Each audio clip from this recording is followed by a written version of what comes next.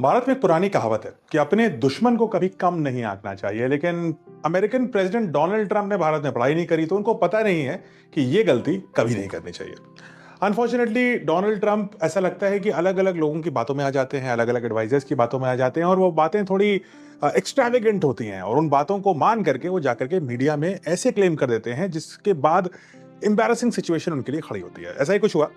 कई दिन से ट्रंप कह रहे थे कि हमने भाई ईरान का सब कुछ तबाह कर दिया है, कुछ तोड़ फोड़ने को बचा ही नहीं है, और ईरान की जो एयर डिफेंस सिस्टम है, हमने इस कदर उसको डिस्ट्रॉय किया है कि अब हमारे प्लेन्स ईरान के एयर स्पेस पे ऐसे घूम सकते हैं, इतने खुलेआम घूम सकते हैं जैसे आप कनॉट प्लेस में घूम सकते हैं। There, just about everything there is to obliterate, including leadership. Their Navy's gone, their Air Force is gone, their anti-aircraft equipment is gone. We're flying wherever we want, Pete. We have nobody even shooting at us.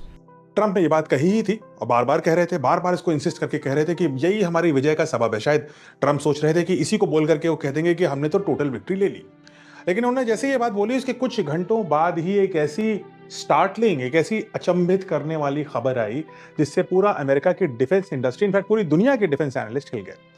एक F-35 विमान था। F-35 America का सबसे premiere विमान माना जाता है। AI based विमान है, इसमें स्टेल्थ कोटिंग लगी हुई है, ये वर्टिकल टेक ऑफ करता है, इसमें वेक्टर थ्रस्टिंग है, इसमें वो सब कुछ है। मतलब it's the best of everything. सब मिला करके एक इन्होंने विमान बनाया, 1000 करोड़ से ऊपर की इसकी कॉस्ट बनाई।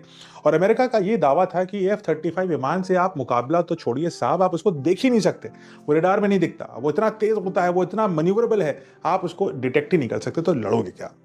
लेकिन ट्रंप के इस दावे के जस्ट बाद एक न्यूज आई।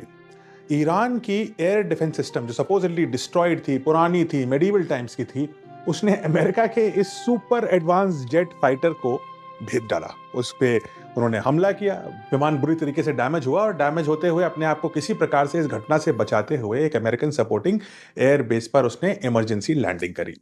अब इससे हुआ यह कि अमेरिका की जो डिफेंस की सबसे बड़ी साख थी F-35 विमान, अब उसमें डेंट लग गया। किसी कॉम्बैट सिचुएशन में पहली बार ऐसा हुआ, पहली बार कि एक F-35 इस प्रकार से डैमेज हुआ, और उसको डैमेज करने वाला कोई चाइना या रशिया की बड़ी टेक्नोलॉजी नहीं थी, वो ईरान की साधारण supposedly destroyed air defence system थी।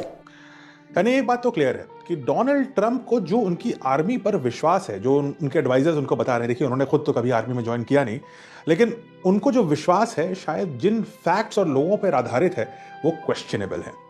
आपको क्या लगता है, क्या F-35 वाकई अजेय है? आफ्टर दिस इंसिडेंट क्या कोई देश इसको इस अजेय होने की ब्रांड के हिसाब से खरीदेगा, 1000 करोड़ देगा?